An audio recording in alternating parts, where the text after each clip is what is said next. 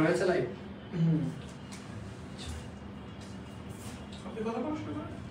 আসসালামু আলাইকুম।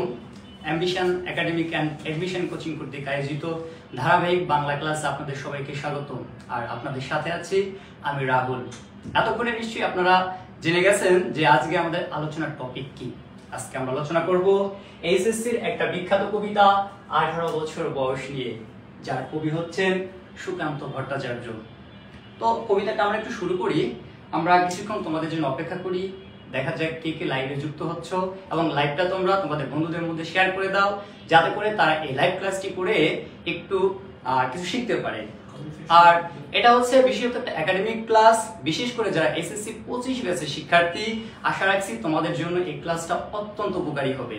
তোমরা এই লাইভ ক্লাসটি তোমাদের বন্ধুদের মধ্যে খুব তাড়াতাড়ি একটু শেয়ার করে দাও।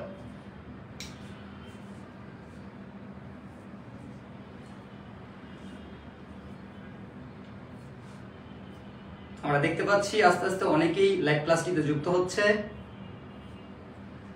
আচ্ছা, আমরা কিছুক্ষণের মধ্যেই ক্লাসটি শুরু করব।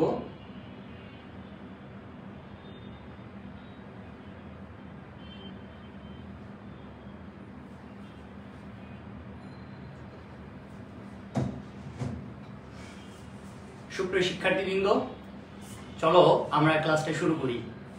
তো সর্বপ্রথম আমরা যাচ্ছি সুকান্ত ভট্টাচার্য সম্পর্কে কিছু জেনে নেই, কারণ এখনকার কোশ্চেনে লেখক পরিস্থিতি থেকে অনেক বেশি কোশ্চেন আসে। তো যে সমস্ত ইম্পর্টেন্ট কোশ্চেনগুলো আসতে পারে তার জন্য আমরা একটা স্লাইড বানিয়েছি। দেখা যাক এখান থেকে আমরা কোন জিনিসগুলো মনে রাখতে পারি।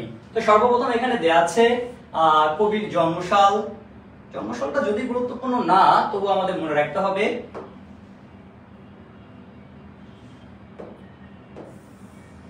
আচ্ছা, কবি সুকান্ত ভট্টাচার্য জন্মগ্রহণ করেছেন 15ই আগস্ট 1926 এবং তার মৃত্যু হচ্ছে 13ই মে 1947। তিনি মাত্র 21 বছর বয়সে মারা গিয়েছিলেন।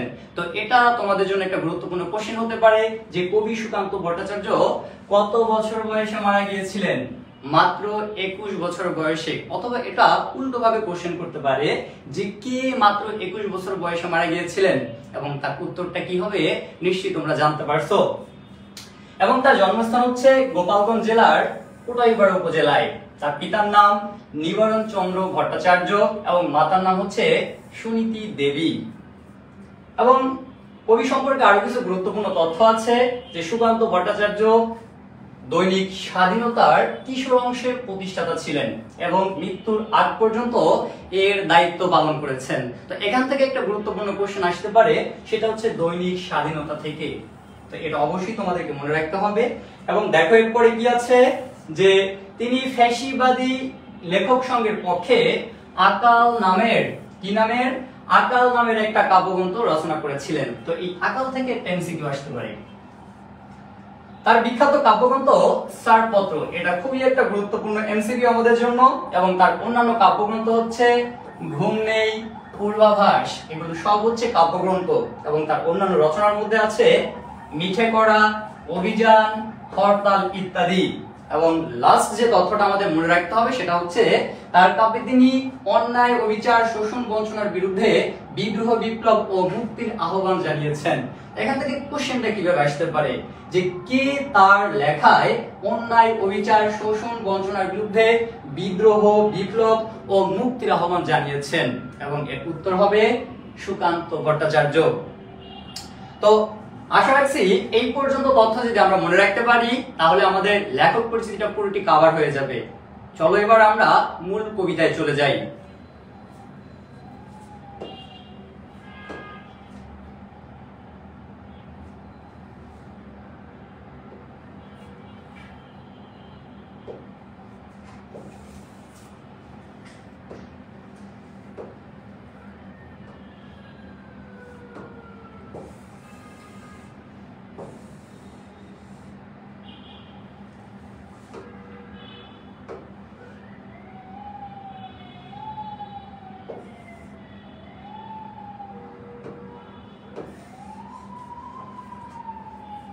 তাহলে আমরা এখন মূল কবিতাটা শুরু করতে যাচ্ছি। তো কবিতাটা শুরু করার আগে আমাদের টাইটেল সম্পর্কে কিছু কথা বলতে হবে, কারণ টাইটেলটাই যদি আমরা না বুঝি কবিতার মূল বিষয়বস্তু আমরা উপলব্ধি করতে পারবো না। এবং এই যে আমাদের টাইটেল হচ্ছে 18 বছর বয়স, এখন আমাদের কাছে মনে হতে পারে যারা 18 বছর বয়সী কবি শুধুমাত্র তাদেরই ইন্ডিকেট করেছেন, কিন্তু এটা একটা ভুল ধারণা।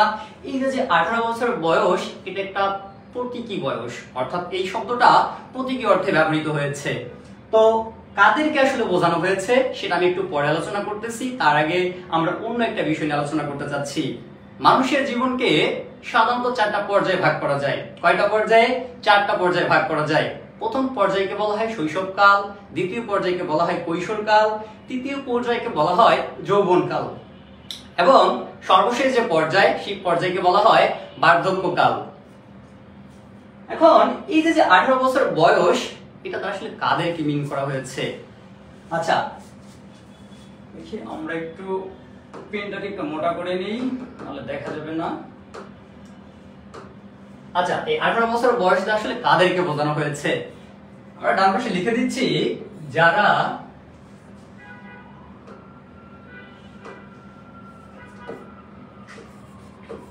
যারা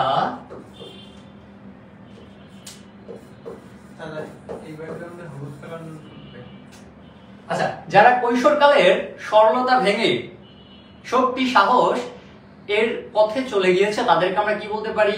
18 বছর বয়সী বলতে পারি। অর্থাৎ মোট কথা এটার কিন্তু কোনো নির্দিষ্ট কোনো বয়স নাই। একজন 16 বছর বয়সী 18 বছর বয়সের যে মনোভাব সেটা ধারণ করতে পারে। আবার একজন 25 বছর বয়সী তিনিও কি করতে পারেন? 18 বছর বয়সী হতে পারেন। অর্থাৎ আপনি যদি অন্যায়ের বিরুদ্ধে প্রতিবাদী হন, শোষণের বিরুদ্ধে প্রতিবাদী হন, তাহলে আপনি একজন 18 বছর বয়সী। এবং কবি এখানে তাদেরকে মূলত আহ্বান করেছেন। চলেন আমরা মূল কবিতাটা শুরু করি। 18 বছর বয়স কি দুঃসহ। তো সর্বপ্রথম আমাদের এই দুঃসহ শব্দের অর্থ কি সেটা জানতে হবে। দুঃসহ শব্দের অর্থ হচ্ছে যা সহ্য করা কঠিন। তাহলে কবি বলছেন 18 বছর বয়স হচ্ছে কি সহজে সহ্য করা যায় না। তো কেন সহ্য করা যায় না?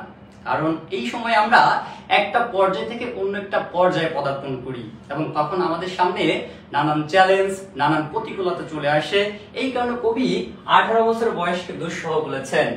স্পর্ধায় ন্যায় মাথা তোলবার ঝুঁকি। স্পর্ধা মানে কি? স্পর্ধা মানে হচ্ছে সাহস। মাথা তোলবার বলতে আসলে কি বোঝানো হয়েছে? আত্মসম্মান এবং আত্মনির্ভরশীল হয়ে বেঁচে থাকাকে বোঝানো হয়েছে। তাহলে আমরা এই লাইনের অর্থ কি করতে পারি? এই 18 বছর বয়সীরা আত্মসম্মানের সাথে বেঁচে থাকার জন্য, আত্মনির্ভরশীল হওয়ার জন্য অনেক সাহসী পদক্ষেপ গ্রহণ করে। 18 বছর বয়সেই অহরহ শব্দের অর্থ হচ্ছে সর্বদা। অহরহ শব্দের অর্থ হচ্ছে কি? সর্বদা। তাহলে 18 বছর বয়সে সবসময় বিরাট দুঃসাহসীরা দেয় যে উকি। অর্থাৎ এই 18 বছর বয়সীদের মনে সবসময় দুঃসাহসী কাজ করার চিন্তা ভাবনা ঘোরাফেরা করে। 18 বছর বয়সে নেই ভয়। তার মানে এই যে 18 বছর বয়সী যারা, তাদের ভিতর কোনো ভয় নেই, তারা হচ্ছে সাহসী। পদাঘাতে চায় ভাঙতে পাথর বাঁধা। পদাঘাতে মানে হচ্ছে কি? পায়ের আঘাতে। কি বললাম আমরা? পায়ের আঘাতে। তাহলে 18 বছর বয়সীরা পায়ের আঘাতে কি ভাঙতে চায়? পাথর বাঁধা ভাঙতে চায়। এখন পাথর বাঁধা বলতে আমরা কি বুঝি? পাথর দিয়ে যে বাধাটা বানানো হয়েছে সেটা না। পাথর যেমন শক্ত, তেমনি কঠিন যে বাধাগুলো আমাদের জীবনে আসে সেই বাধাগুলোকে বলা হয়েছে পাথর বাঁধা। তাহলে এই যে যারা 18 বছর বয়সী তারা হচ্ছে সাহসী এবং তারা পায়ের আঘাতে বা প্রচেষ্টার মাধ্যমে তাদের জীবনে যে কঠিন কঠিন বাধা সেই বাধাটাকে ভেঙে সামনের দিকে এগিয়ে যায়। এই বয়সে কেউ মাথা নোয়াবার নয়। 18 বছর বয়স জানে না কাদা। তার মানে আমরা কখন মাথা নোয়াই? অর্থাৎ যখন আমরা মানসিকভাবে ব্যর্থতাকে স্বীকার করে নেই তখনই আমরা মাথা নিচু করে ফেলি। 18 বছর বয়স জানে না কাদা, এই দুইটা থেকে কবি একটা জিনিস কি বুঝিয়েছেন সেটা হচ্ছে কি? এই যে 18 বছর বয়সী যারা, তারা কখনো ব্যর্থতা স্বীকার করে না। কি স্বীকার করে না? ব্যর্থতা স্বীকার করে না। এবং তারা কখনো পরাজয় স্বীকার করে না। কি করে না? পরাজয় স্বীকার করে না। তো এই পর্যন্ত কি আমরা বুঝতে পেরেছি? যদি আমরা বুঝে থাকি একটু কমেন্টসে জানাও।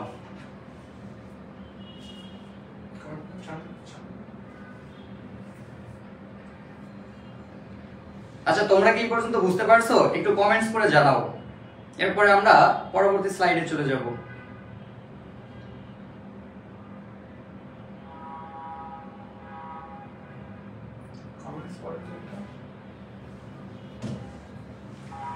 ওকে শিক্ষার্থীবৃন্দ, আমরা পরবর্তী স্লাইডে চলে যাই।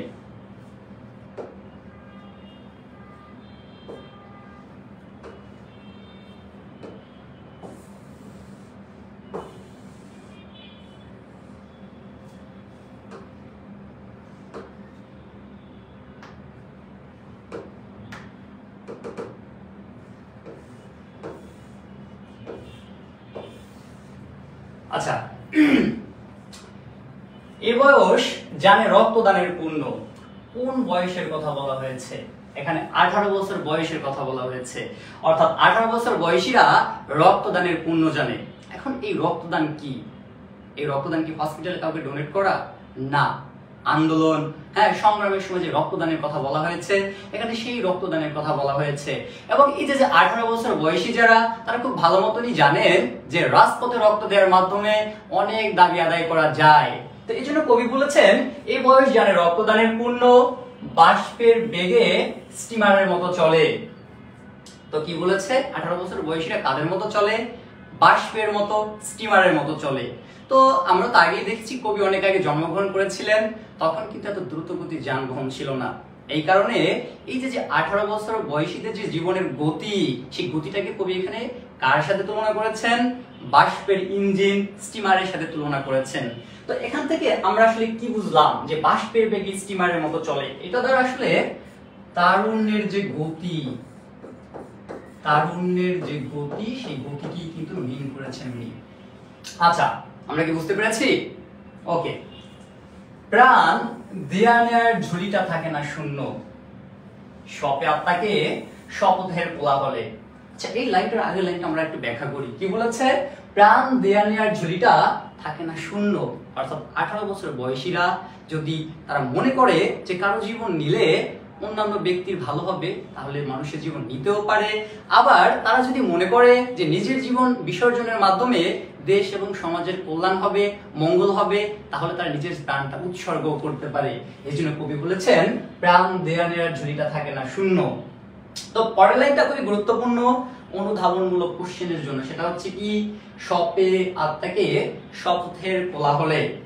তো শিক্ষার্থীবৃন্দ, এখানে একটু খেয়াল রাখতে হবে, এটা কিন্তু আমাদের জন্য খুবই গুরুত্বপূর্ণ একটা কোশ্চেন, খ নাম্বারের জন্য। এই যে শপে শব্দের অর্থ হচ্ছে সমর্পণ করা। কি বললাম? শপে শব্দের অর্থ হচ্ছে কি? সমর্পণ করা। আর আত্মাকে শব্দের অর্থ হচ্ছে কি? নিজেকে। আত্মাকে শব্দের অর্থ হচ্ছে কি? নিজেকে। তো শপে আত্মাকে শপথের কোলাহলে। শপথের কোলাহল বলতে আসলে কি বোঝানো হয়েছে? নতুন একটা বিশ্ব বিনির্মাণের জন্য 18 বছর বয়সীরা শপথ গ্রহণ করেছেন। তো সেই বিশ্বটা কেমন হবে? অর্থাৎ এই বিশ্বে না থাকবে কোনো অন্যায়, না থাকবে কোনো অবিচার, না থাকবে শোষণ, না থাকবে বঞ্চনা। অর্থাৎ একটা পজিটিভ বিশ্ব বিনির্মাণের জন্য, এই 18 বছর বয়সীরা নিজেদেরকে সমর্পণ করে দিন। আশা করি তোমরা ব্যাপারটা বুঝতে পারছো যে এখানের উত্তরটা আসলে কি হবে। আচ্ছা, এর পরবর্তী লাইনে আমরা চলে যাই। 18 বছর বয়স ভয়ঙ্কর। কবি কি বলেছেন? 18 বছর বয়সকে ভয়ঙ্কর বলেছেন। এতক্ষণ পর্যন্ত তো আমরা 18 বছর বয়সের ভালো দিকগুলো দেখলাম। তা কবির হঠাৎ কি হইল যে তিনি খারাপ দিকের কথা তুলে ধরলেন? তো কবি এখানে কি করবেন? এই যে 18 বছর বয়স, এই বয়সের যে ভালো দিক এবং এই বয়সের যে খারাপ দিক, উভয় দিককেই কিন্তু কবি তার কবিতায় কি করেছেন? আমাদেরকে দেখিয়ে দিয়েছেন। এইবার এতক্ষণ তো আমরা ভালো দিক দেখলাম, এবার একটু আমরা খারাপ দিকে চলে যাই। তো কবি বলছেন, 18 বছর বয়স ভয়ঙ্কর, তাজা তাজা প্রাণে অসহ্য যন্ত্রণা। এই বয়সে প্রাণ তীব্র আর প্রখর, এই বয়সে কানে আসে কত মন্ত্রণা। আচ্ছা, তো আমাদের কাছে বুঝতে হবে মন্ত্রণা শব্দের অর্থ কি। মন্ত্রণা মানে হচ্ছে কি? পরামর্শ। কিন্তু ভাই বিশ্বাস করেন, এটা ভালো পরামর্শ না, এটা হচ্ছে কি? কুপরামর্শ। আপনাকে অনেক ব্যক্তি কি করবে, খারাপ পরামর্শ দিবে, সেগুলোকে আমরা কি বলতে পারি, মন্ত্রণা বলতে পারি। তো এখানে কবি কি বলেছেন, এই যে 18 বছর বয়সী যারা, তাদের কাছে নানান কি আসে, মন্ত্রণা আসে, খারাপ পরামর্শ আসে। রহিমের বন্ধু রহিমরা বলতাছে, চল বন্ধু আমরা অন্য জায়গায় যাই একটু বিড়ি খেয়ে আসি। এই যে খারাপ পরামর্শ, এই খারাপ পরামর্শে কি হয়ে গেল, রহিম কিন্তু খারাপ হয়ে গেল। বুঝতে পারছেন?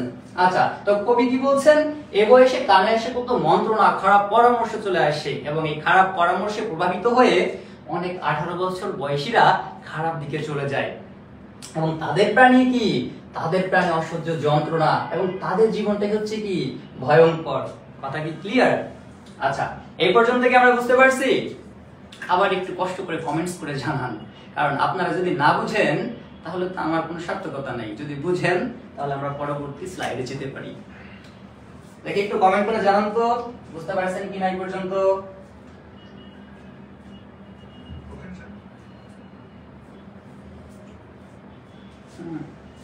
আচ্ছা, একটু কমেন্টস করে জানান এই পর্যন্ত বুঝছেন কিনা।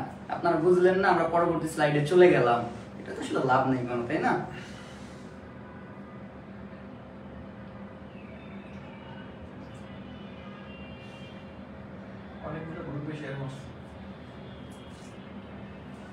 আশা করছি বুঝতে পারছেন সবাই। আমরা পরবর্তী স্লাইডে চলে যাই।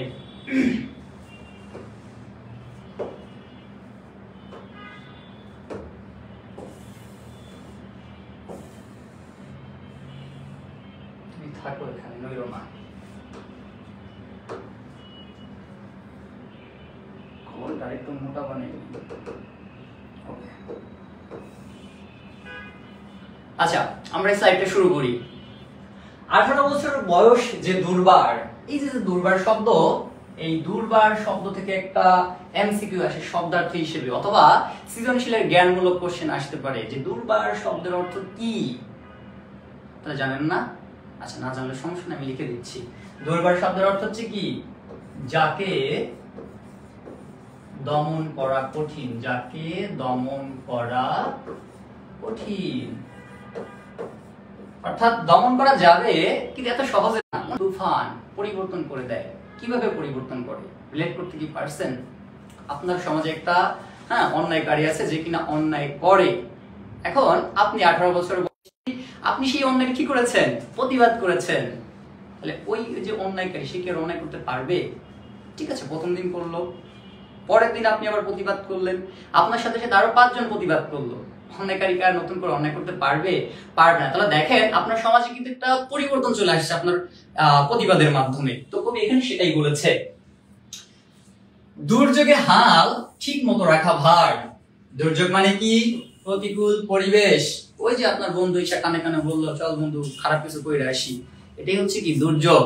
তো এই দুর্যোগে হাল ঠিক মতো রাখা ভার। এই হাল মানে কি, হাল চিনেন তো? এই নৌকার পেছনে দিক ঠিক রাখার জন্য একটা হাল থাকে না, যে আপনি ডানে যেতে চাইলে ওটা একটু ঘুরাইতে হয়, ডানে যায়, বামে যেতে চাইলে একটু ওটা বামের দিকে ঘুরাইলে একটু বামে চলে যায়। তো এই হাল হচ্ছে কি জীবনের হাল, নৌকার হাল না কিন্তু। জীবনের আবার হাল আছে? নিশ্চয়ই প্রশ্ন দেখতেছে। হ্যাঁ, অবশ্যই জীবনের হাল আছে। সেই হালটা কি জানেন? আপনার জীবনের আদর্শ। আপনার জীবনের আদর্শ ঠিক করে দিবে আপনি ভালো পথে যাবেন নাকি খারাপ পথে যাবেন। বুঝতে পারছেন তো?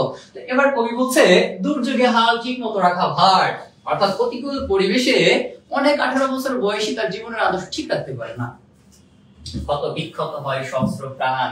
অর্থাৎ যে সকল 18 বছর বয়সীরা খারাপ দিকে চলে যায়, তারা কি করতে পারে না, ভালো পথে তো থাকে না, তাদের প্রাণটা কি হয়, ক্ষত বিক্ষত হয়, তারা অনেক কষ্ট পায়।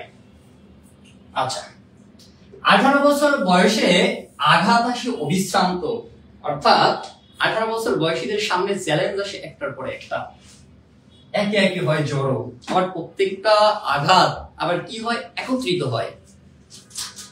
এ বয়স কালো লক্ষ্য দীর্ঘশ্বাসে, এ বয়স কাঁপে বেদনায় থরথর, অর্থাৎ খারাপ বেদনায় থরথর হবে কাঁপতে। ওই যে যারা কুপরামর্শের কারণে খারাপ দিকে চলে গিয়েছে, এবং কিছু বছর পরে বা কিছুদিন পরে তারা যখন উপলব্ধি করতে পারে যে ওই খারাপ পরামর্শের কারণে সে খারাপ দিকে চলে গিয়েছে, এবং খারাপ দিকে চলে যাওয়ার কারণে সে অনেক কিছু জীবনে অর্জন করতে পারে নাই, তখন তারা কি করে, দীর্ঘশ্বাস ফেলে না, ইস আমি যদি খারাপ দিকে না যাইতাম তাহলে বোধহয় আমি অনেক ভালো জায়গায় থাকতে পারতাম। আচ্ছা, এবং তারা কিন্তু মনে অনেক কষ্ট পায় এটা ভেবে, তাই না? এই জন্য বলেছে কি, এ বয়স কাল লক্ষ্য দীর্ঘশ্বাসে, এ বয়স কাপে বেদনায় খড় খড়। কোন 18 বছর বয়সীদের কথা এখানে বলা হয়েছে? যারা খারাপ পরামর্শে, কুপরামর্শে, মন্ত্রণায় প্ররোচিত হয়ে অন্যদিকে চলে গিয়েছে। কবি এখানে তাদেরকে ইন্ডিকেট করছেন। এই স্লাইডটাকে আমরা বুঝতে পারছি? তো শিক্ষার্থীবৃন্দ আবার একটু কমেন্টস করে জানান যে এই পর্যন্ত হ্যাঁ বুঝতে পারছেন কিনা আপনারা।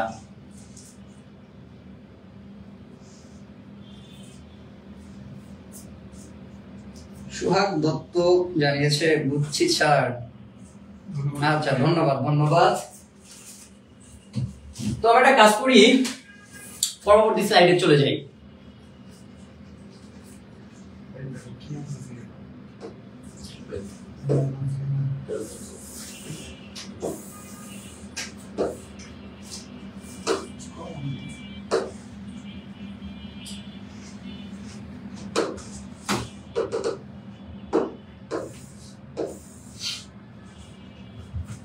আচ্ছা, এটা সম্ভবত লাস্ট স্লাইড। একটু মনোযোগ দিয়ে ক্লাসটা দেখি আমরা। নিশ্চয়ই এই কবিতা আর কারো কোনো সমস্যা থাকবে না। তো কবি এখানে বলতেছেন, তবু 18 শুনেছি জয়ধ্বনি। মানলাম অনেক 18 বছর বয়সীরা খারাপ দিকে চলে যায়, কিন্তু ভালো কাজ কারা করে? এই 18 বছর বয়সীরাই তো করে। কয়জন করে? 10 জনের 3 জন খারাপ কাজ করে, কিন্তু 7 জন তো ভালো কাজ করে। এজন্য কবি বলেছে কি, তো 18 শুনেছি জয়ধ্বনি, এই বয়স বাঁচে দুর্যোগে আর ঝড়ে। অর্থাৎ এই দুর্যোগ এবং ঝড় দ্বারা কবি কি বুঝিয়েছেন? প্রতিকূল অবস্থা কি বুঝিয়েছেন? কি বুঝিয়েছেন? প্রতিকূল অবস্থা। আচ্ছা আচ্ছা, তাহলে এই যে এ বয়স মানে কোন বয়স? 18 বছর বয়স। 18 বছর বয়স প্রতিকূল পরিবেশে বা 18 বছর বয়সীরা প্রতিকূল পরিবেশে সার্ভাইভ করতে পারে। অন্য কোনো বয়সীরা কি করতে পারে না? সার্ভাইভ করতে পারে না।